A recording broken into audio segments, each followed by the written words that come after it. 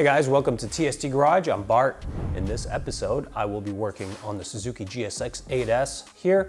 The following installation will be valid for the GSX-8S, the 8R, and also some variants of the V-Strom 800.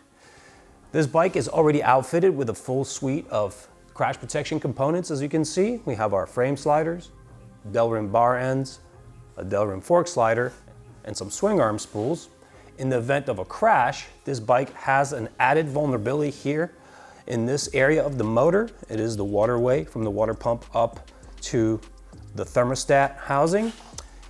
When this bike does go down, you would have to have really long frame sliders or a cage to protect this area against damage. And we don't want to do that because that becomes very cumbersome and dangerous. So we keep these components practical and we add an additional component for this area.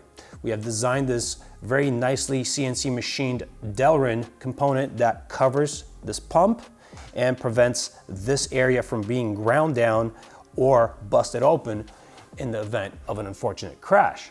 The installation is very simple. We pull out these 3 screws and then we place this component on top and fasten it down with the washers and screws provided in the kit from us.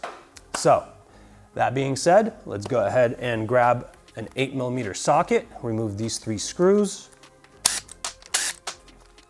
and now we will be ready to install our new component. It's as easy as superimposing it onto the pump housing geometry. All the cutouts designed in by us locate perfectly around this area. Like I said, a washer and a screw in each location will take care of our fastening.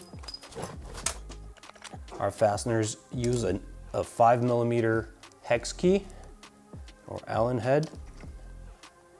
I'm gonna go ahead and get the threads started and fasteners close to bottom out. Now I'm going to fully bottom them out. I'm going to grab a torque wrench. I've preset it to 8 foot-pounds or 96 inch-pounds. And I will progressively turn these fasteners in until I reach my torque.